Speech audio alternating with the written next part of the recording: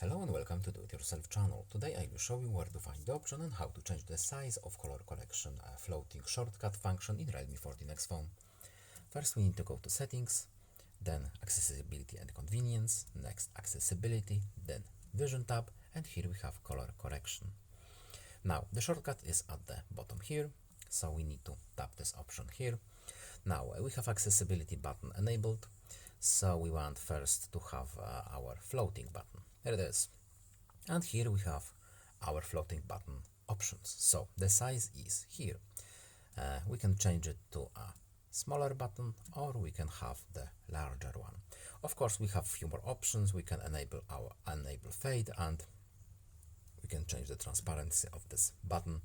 But right now we are interested in the size of our floating button. And that's it. I hope this video was helpful to you, and goodbye.